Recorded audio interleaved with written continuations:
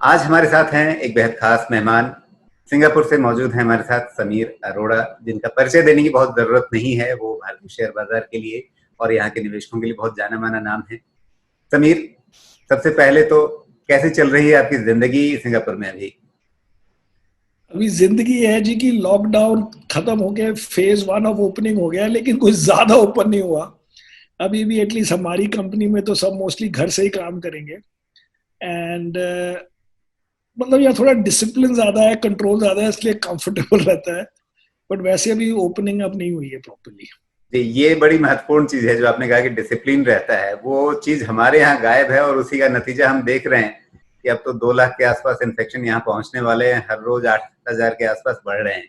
कम से कम ऐसा लगता है कि सिंगापुर में कंट्रोल है। हाँ, वैसे तो कंट्री कंट्रोल कहते हैं, यस कंट्रोल तो ठीक है, इसलिए लोग मतलब ठीक है, better to be lockdown in Singapore than anywhere else. जी बिल्कुल। वैसे अभी बाजार की हालत देखें, चाहे भारतीय बाजार की हालत देखें, अमेरिकी बाजार की हालत देखें, ऐसा लग रहा है दुनिया में कहीं कुछ संकट है प्रॉब्लम ही नहीं। नहीं। बिल्कुल समस्या कहीं है ही नहीं। सब कुछ ठीक ठाक चल रहा है, बहुत अच्छा है। अब ये सब हम भी कंफ्यूज हैं इसमें कि इतना ज्यादा क्यों चल रहा है, लेकिन एंजॉय करने में कोई प्रॉब्लम नहीं है कि क्यों चल रहा है। बट द थिंग इज, ये मुझे लगता है कि ये यूएस ड्रिवन ही ज्यादा गिना जाएगा। That US reserve, federal reserve ने या उनके सेंट्रल बैंक ने और गवर्नमेंट ने इतने ज्यादा पैसे पंप किए हैं इकोनॉमी में, जिससे पूरे वर्ल्ड की मार्केट उस मार्केट को देखकर चल रही है। ऑल्दो इंडिया में तो कोई ज्यादा ऐसे नहीं किया। लेकिन आई थिंक एक और पॉजिटिव ये है कि जब ये ओपनिंग अप हुई है तो उसमें अभी तक लोगों को लग रहा है कि कोई बड़ा प्रॉब्लम नहीं हुई in terms of infection and all that. Although अभी 3 4 5 10 दिन ही हुए अलग अलग इकोनॉमीज में। तो अगर वो निकल गया फेज तो फिर obviously then it would be considered कि ठीक था ये जो मार्केट का रिएक्शन। जी। वैसे इस बीच अमेरिका में एक दूसरी प्रॉब्लम भी चालू हो गई है। चूंकि अमेरिका की मैं बात इसलिए ज्यादा कर रहा हूँ कि यहाँ पर काफी लोगों का मानना है कि हम यूएस मार्केट को ही ज्यादा फॉलो कर रहे हैं इस समय। और अमेरिका में जो बिल्कुल। पॉलिटिकल सिचुएशन है, वहाँ गोरे काले के बीच में जो संघर्ष इस समय, वर्ग संघर्ष या जातीय संघर्ष आप कह लीजिए, वो बहुत जोर पकड़ रहा है। इसके चलते पॉलिटिकल डिस्टर्बेंस है। आगे वहाँ राष्ट्रपति चुनाव है तो काफी अनसर्टेनिटी, अनिश्चितता रहेगी। तो क्या ये अमेरिकी बाजार की जो तेजी है, आपको लगता है बहुत दूर आगे जा पाएगी? हमने ये आजकल हमारा हम भी एक ग्लोबल फंड मैनेज करते हैं हमारी कंपनी, और वहाँ के स्टॉक्स बहुत बढ़िया हैं।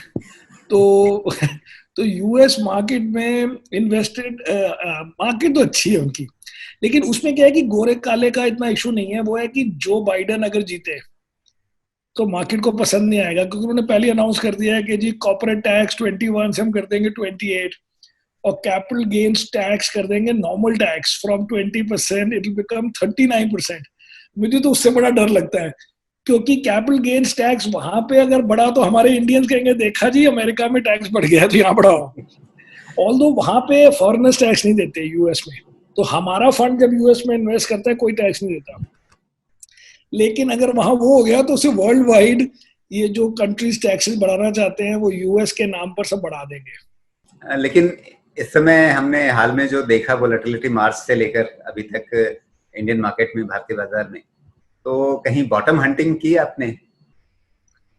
हमने जी बॉटम हंटिंग मार्च में तो बिल्कुल नहीं की। अप्रैल के 10 15 दिन बाद जाके हिम्मत हुई। लेकिन वो क्या होता है कि हम लोग पहले से ज्यादा इन्वेस्टेड हैं, और हमारा तो मतलब लॉन्ग शॉर्ट फंड है, तो हम कभी कभी शॉर्ट कवर कर लेते हैं। नॉट नेसेसरली कि हम हंट कर रहे हैं, but may be because suddenly short squeeze भी हो जाए तो वो एक्चुअली उसमें ऑटोमेटिकली कुछ कुछ चीजें आपकी कवर हो जाती हैं, जिससे फिर आप और लॉन्ग हो जाते हो without even sometimes wanting it.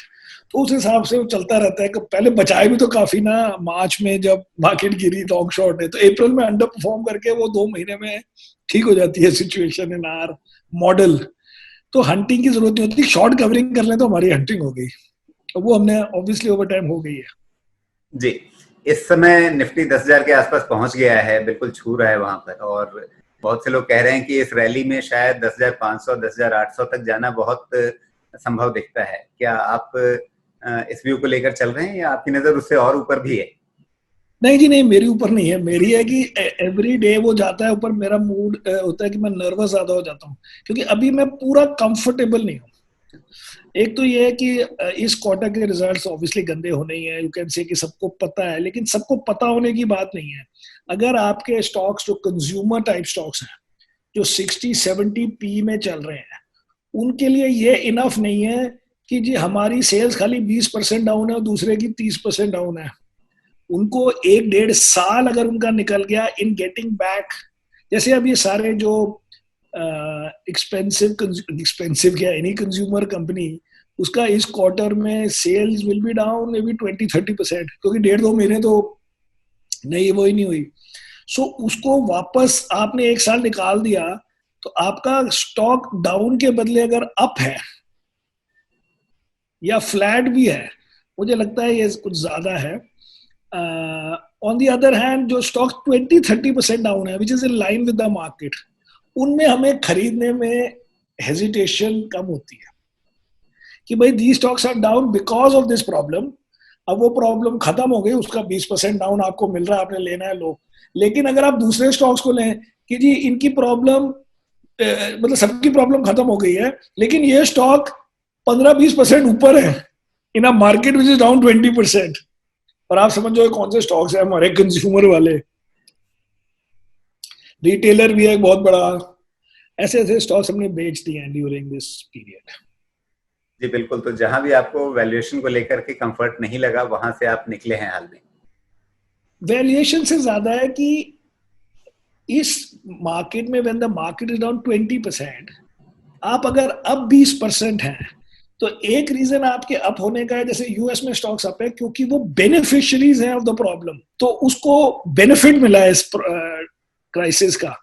हमारे इंडिया में है कि जी इसकी प्रॉब्लम कम है, नेगेटिव, ये नेगेटिव है लेकिन ये कम नेगेटिव है, उसके लिए you can out perform but you can be up 20%। हमारे इंडिया में बेनिफिशियरीज नहीं है, आप कह सकते हो ये स्टॉक लेस अफेक्टेड है प्रॉब्लम से। मे भी भारती को गिन सकते हैं थोड़ा बेनिफिशियरी, मे भी थोड़ा सा रिलायंस को सम पार्ट के लिए बेनिफिशियरी गिन सकते हैं, बाकी हमारे यहाँ बेनिफिशियरीज नहीं है। खाली आप देखो कि कितना कम नुकसान हुआ, बट उसके लिए यू कांट बी अप 20-25%। जी बिल्कुल, तो अब यहाँ से 1 साल बाद का, 3 साल बाद का आपका व्यू क्या है, नजरिया क्या है, आउटलुक 1 साल या 3 साल तक लेकर के क्या चले अभी से? 3 साल का व्यू तो जी बड़ा आसान होता है सब फंड मैनेजर के लिए कहना कि बहुत अच्छा है, क्योंकि 3 साल में किसी भी हालत में प्रॉब्लम खत्म हो जाएगी, कुछ वैक्सीन आ जाएगी। अगर वो 1 साल भी लगा तो 3 साल तक तो सब चेयरफुल होगा। तो 3 साल तो आप कभी हमें सोते जागते बोले हम कहेंगे बहुत बढ़िया है। अब 1 साल का सारा गेम होता है। 1 साल में अभी मुझे लगता है कि अब मार्केट अगर रिकवरी, मुझे लगता है कि ओवरऑल रिकवरी तो नहीं हो सकती पूरी, लेकिन अगर first round of coming back, वो उसमें लगा कि पेंट अप डिमांड है, 2-3 महीने से किसी ने कुछ शॉपिंग नहीं करी है, 2-3 महीने से आपको कोई घर में चीजें समझ आएंगी खराब हो गई है, ठीक हो गई है, तो आपको कंज्यूमर ड्यूरेबल्स वगैरह लगेंगे कि हैं। बट फेब्रुअरी की सिचुएशन आने के लिए वो तो 1 साल लगेगा। आप यहां से इंप्रूवमेंट गिन सकते हैं जो आज की सिचुएशन है, लेकिन टू से कि फेब्रुअरी की जो भी इकोनॉमी थी, जो भी प्लस माइनस एम्प्लॉयमेंट थी, जो भी कुछ था, वो तो नहीं आ सकता है। जी, कुछ जिसको इकोनॉमिस्ट कह रहे हैं कि एक परमानेंट लॉस टू जीडीपी लगभग 10% हो गया है, ऐसे कुछ रिपोर्ट्स में कहा गया। लेकिन पॉसिबल, लेकिन एक जो अभी महामारी है, पेंडेमिक है, और उसके चलते अर्थव्यवस्था को झटका लगा है, हमारी दुनिया सारी बदल रही है, उसको ध्यान में रख करके क्या आपने पोर्टफोलियो का स्ट्रक्चर कुछ बदला है कि हाँ चलिए पहले ये चीज मुझे बड़ी अच्छी लगती थी, लेकिन अब शायद अगले 1 साल के लिए, जो आप कह रहे हैं कि 1 साल के लिए तो बड़ी अनसर्टेनिटी है, तो अपना पोर्टफोलियो स्ट्रक्चर कुछ बदला है आपने?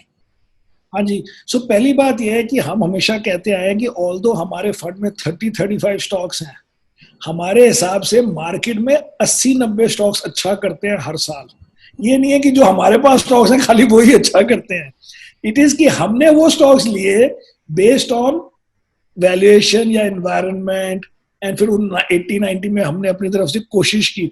बट एक्चुअली हमने 15-20 साल का डेटा देखा कि अगर आप 90th बेस्ट स्टॉक भी एक साल का, जो भी स्टॉक हो वो 90th बेस्ट, उसमें भी अगर आपके पास खाली इन्वेस्टमेंट होती है तो आप मार्केट से 5-6 गुना बेटर होते हो.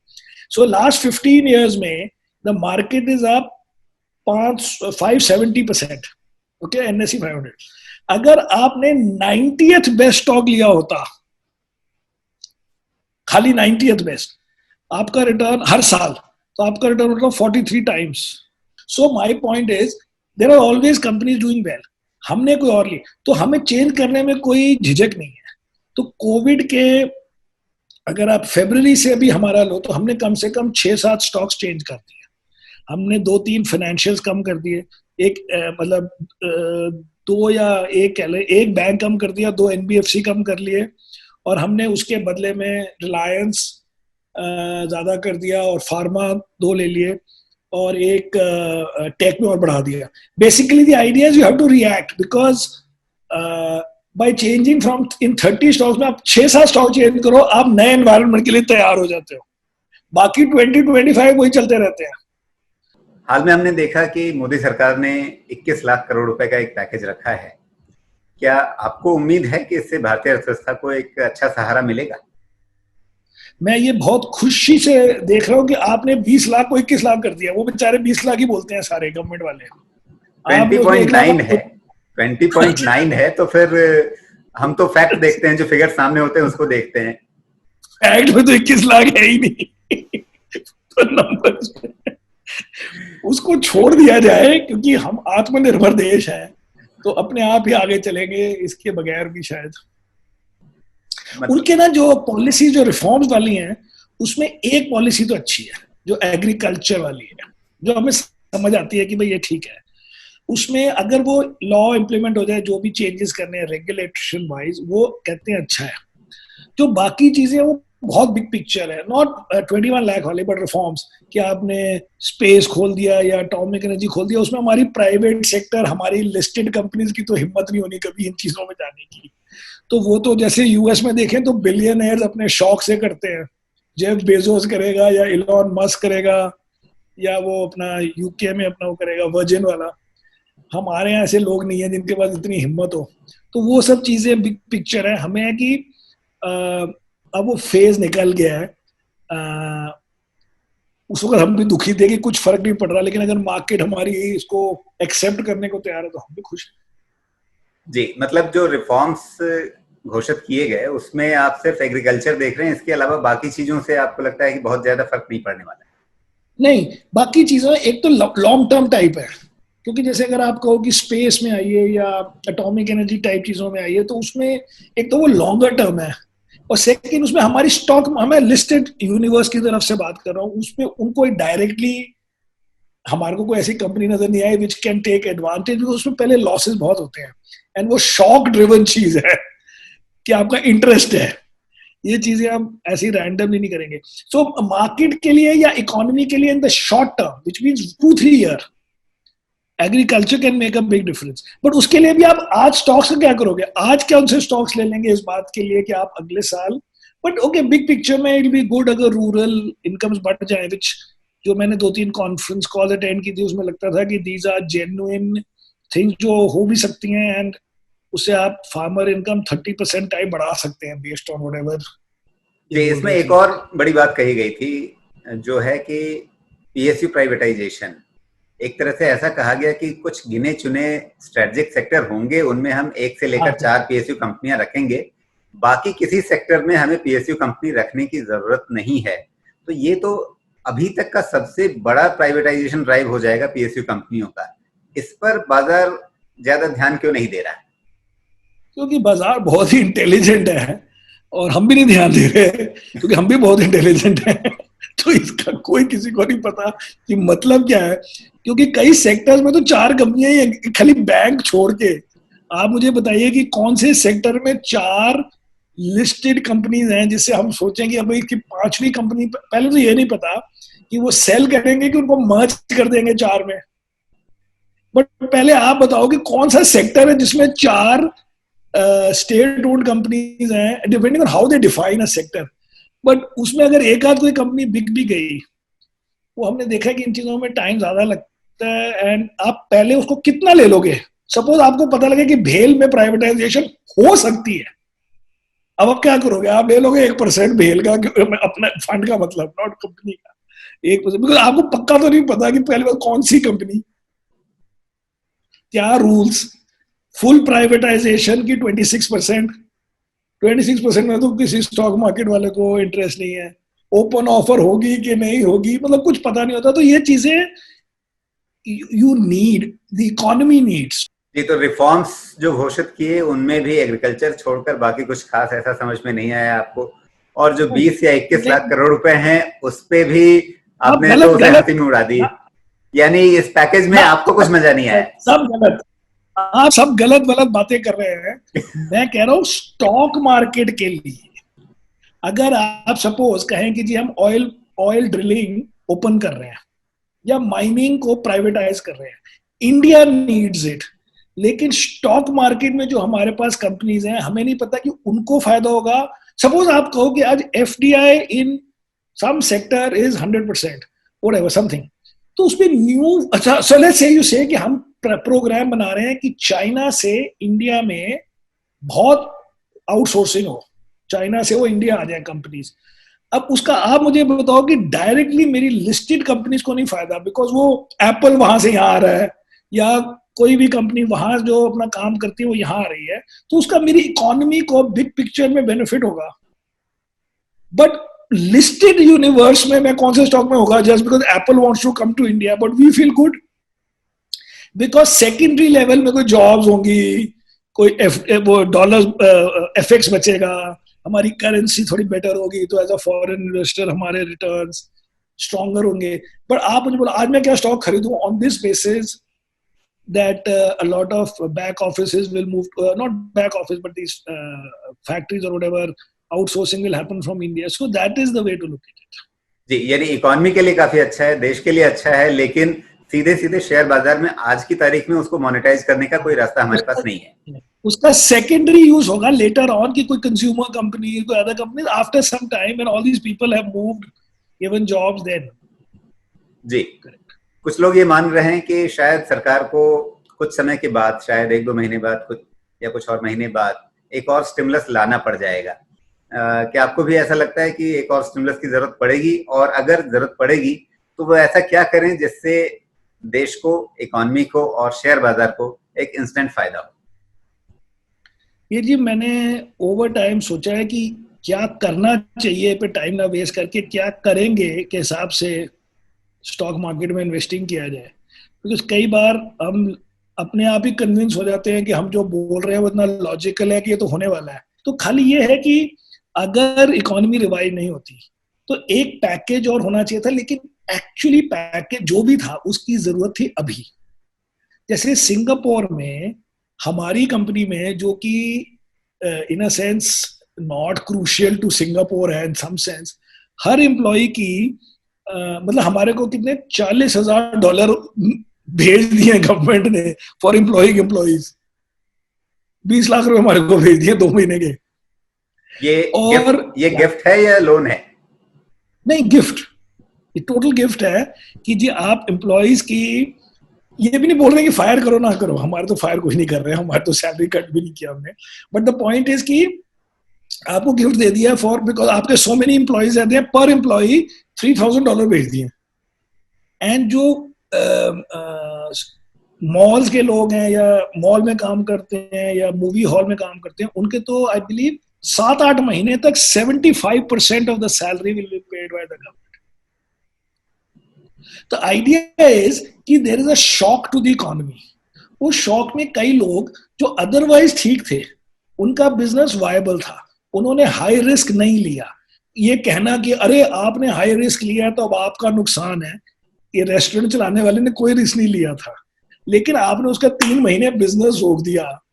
अब उसको, अच्छा एक और हमारा किया है कि प्रॉपर्टी टैक्स कर दिया है कम for some I think 5-6 months, लेकिन इट इज अ लॉ कि you have to pass it on to your tenant. ये आपके लिए नहीं है, जो टेनेंट किराया दे रहा है उसको कम करने के लिए प्रॉपर्टी टैक्स कम हो गया है। बैक टू द मार्केट्स अगर हम देखें तो आपका क्लोजिंग रिमार्क्स कि यहाँ से एक इन्वेस्टर को किस तरह की स्ट्रेटजी लेकर के चलना चाहिए अगर वो 1 साल से 3 साल के बारे में सोच रहे हैं? पहली बात तो जो 3 साल के लिए सोच रहा था बहुत ही बढ़िया है। हमारे को लोग मोस्टली क्वेश्चन पूछते हैं अभी क्या करें, तो मैं कहता हूं कि अगर आप 3 साल के लिए 5 साल के लिए कर रहे हैं तो आप अपने पेस पे इन्वेस्ट करें। ये जरूरत नहीं होती है कि लोग कहते हैं जब आप बड़े अनकंफर्टेबल फील करें ना, that is the time to make money. The problem is जब आप अनकंफर्टेबल फील करते हैं आप बहुत कम पैसे डालते हैं, आप उसके फिर खाली कहानियां सुनाते हैं कि मैंने बॉटम पे ले लिया था। आज तक किसी ने नहीं पूछा कि अगर आपका 100 रुपए थे आपने कितने रुपए का बॉटम पे लिया था, क्योंकि आप 100 रुपए में से 20 भी नहीं डालेंगे, लेकिन आपने एक शेयर ले लिया, कहोगे देखो जब मैं बॉटम पे शेयर ले लिया था। So the point is markets over time will do better than other things. ये तो रिटर्न में है, आप जिस मर्जी कंट्री में जिस मर्जी इवेंट से पहले देख लें, अगर वो बिल्कुल ही गलत टाइम हो जाए कि आपने वर्ल्ड वॉर 2 से पहले जापान में पैसे डाल दिए और उनके ऊपर ही बम फट गया, फिर भी अगर आप 2-3 बार एवरेज करते बीच में, तो by the 5-6 years after that, वो तो एज बैड एन इवेंट, फिर भी it would have been better than you are having bought debt. एक बार ही नहीं कि एक बार डाला है, एक बार डालने में पूरा हो जाता है, लेकिन एक बार डाला और फिर कभी नहीं डाला तो फिर 20 साल लग जाएंगे दैट काइंड ऑफ इवेंट। लेकिन अगर आपने एक बार डाला है और बड़ा क्राइसिस हो गया और 30-40% मार्केट गिर गई, आप सिर्फ स्टॉक में मत डालो, आप सिर्फ फंड में ना डालो, आप सिर्फ फंड मैनेजर में ना डालो, लेकिन आप उस मार्केट में डालोगे। मोस्टली क्या 100% ऑफ द केसेस है ये। सो वो तो सिंपल है। डिफिकल्ट क्वेश्चन आप मेरे से पूछ नहीं रहे हो कि शॉर्ट टर्म में क्या करें, तो मैं इस बात से बहुत खुश हूँ। चलिए आखिर में ये बात आपसे हम पूछ ही लेते हैं कि शॉर्ट टर्म में क्या करना है। शॉर्ट टर्म में अब हमने भी क्या किया है कि हमने कोई in a long only fund 7-8-10% cash है सिर्फ, एंड वो अब हम लगता है कि यार कल डाल ही देते उसको भी, तो वो हल्के हल्के अगर 1-8 महीने में सब ठीक रहा तो वो भी चले जाएंगे, और फिर बैक टू वेटेज तो पुरानी वाली हो जाएगी जो पहले थी। बट क्योंकि स्टॉक्स थोड़े चेंज हो गए हैं, तो इन दैट सेंस अब आप स्लाइटली डिफेंसिव है, because pharma is more defensive than financials. And financials में मेन 4 बैंक्स तो हमने टच नहीं किए, ये जो सबको पता है बड़े वाले, क्योंकि वो proper well capitalise, easy to raise money, and mostly उन्होंने बहुत क्राइसिस देखी है, प्लस उनकी सब्सिडरीज हैं वैल्यूएबल, तो वो थोड़ा सा टिल्ट हो गया, लेकिन बैक टू 100 तो हो जाएगा फिर अगर ऐसे चलती रही मार्केट। जी, लेकिन शॉर्ट टर्म के लिहाज से एक कॉमन इन्वेस्टर के नजरिए से रिस्क ये है कि बहुत सारे लोग ये मान रहे हैं कि जो रैली बाजार में आगे होगी, रिकवरी होगी, वो यू शेप नहीं होगी, डब्ल्यू शेप होगी, यानी एक बार फिर से हम बॉटम जैसा देखेंगे। तो वैसे में आप तो लॉन्ग शॉर्ट फर्म है, आपको बड़ी चिंता होगी नहीं, आप वैसे ही हेजिंग करके चल रहे हैं, लेकिन जो हमारा आम निवेशक है वो तो ऐसे ही समझदारी दिखाता नहीं है, तो फिर उसके लिए दिक्कत हो जाएगी। नहीं, कोई दिक्कत नहीं होती जी। आपने बोला कि 1 to 3 year व्यू, तो जो आदमी शॉर्ट टर्म में लेगा और उसका नहीं चला तो फिर उसका 1 to 3 year व्यू रखे, फिर ठीक हो जाएगा। पॉइंट इज आप खाली, इसमें ये मजाक की बात नहीं है, आप खाली वो स्टॉक्स ले जो अदरवाइज मोटा माटी, नॉट कि कोई बड़ी डीप रिसर्च हो रही है, मोटा माटी कहते हैं स्टॉक ठीक है, अगर नहीं चला रख लेंगे, दे जाएगा। वो मुझे strongly I believe in the even the private sector banks, कि अगर आप आंखें बंद करके 3 साल बाद खोलेंगे, इन बैंक्स ने रहना है। और ये कोई इंडिया की स्टोरी नहीं है, आप वहां पे जेपी मॉर्गन देखो, हर बुल रन में आउट परफॉर्म करता है। सो आपने अगर शॉर्ट टर्म भी करना है, हम भी शॉर्ट टर्म करते हैं बाय सेइंग कि हमें नेट बढ़ाना है, हमें अभी और खरीदना है, तो हम तो लेवर भी कर सकते हैं, तो हम कोई 30 या 50 स्टॉक नहीं ढूंढते ना, उन्हीं स्टॉक में आप थोड़ा ज्यादा ले लो, और फिर आप अगर वो ट्रेड गलत हो गया तो अब बैठ जाओ। किसने बोला था कि 4% माई फंड होना चाहिए, उस वक्त मैंने उसको 5 कर दिया। अगर वो चल गया तो वो 1% में अपने मन में ट्रेड गिन करके निकल जाऊंगा कि नहीं मेरे को 5 नहीं चाहिए। लेकिन अगर वो उस वक्त कुछ हो गया तो हम कहते हैं ठीक है 5 है, चलो आगे चलो, क्या कर लोगे, हमारे को पसंद है। So point is short term में भी आप back of the mind you should say doesn't matter, but short term does not mean कि आप शुगर स्टॉक ले लें, टी स्टॉक ले लें, केमिकल स्टॉक, केमिकल नहीं, ये नहीं कि जी अभी गवर्नमेंट अभी ये पॉलिसी निकाल देगी, ये कल परसों मिस्टर मोदी स्पीच देने वाले हैं, वो सब ना करो। बस आप नॉर्मल स्टॉक्स एक्स्ट्रा खरीदो अगर आपको लगता है, which is what we also do all the time. जी बिल्कुल, सबसे महत्वपूर्ण बात यही है जो आप कह रहे हैं कि रोज-रोज की खबरों के चलते जो उछलने वाले शेयर हैं, उनसे अगर दूर रहें और जिनके बारे में भरोसा है कि हाँ, ये शेयर हम हाँ, 3 वो साल, अच्छा 5 साल लीजिए। रख के बैठे रहें, हमें कोई दिक्कत नहीं होगी, उनमें अगर आप शॉर्ट टर्म स्पाइक्स के लिए भी अगर कुछ काम करते हाँ, हैं तो कोई खेलना तो बुराई नहीं खेलिए है। Short term. Correct, correct, correct, जी, एब्सोल्युटली। बिल्कुल। समीर, थैंक यू जी। वैसे तो आपने कोई ऐसी स्पेसिफिक स्टॉक एडवाइस नहीं दी है, लेकिन बहुत सारे नाम आए हैं, तो कोई डिस्क्लोजर उन पर आपका? नहीं जी, हमारे सारे स्टॉक्स हमारे फंड में होते हैं, तभी हम बात करते हैं, वरना हमें और स्टॉक्स पे इतना टाइम ही नहीं होता हमारे पास बात करने का। जी समीर, आपने समय निकाला, बहुत बहुत धन्यवाद आपका।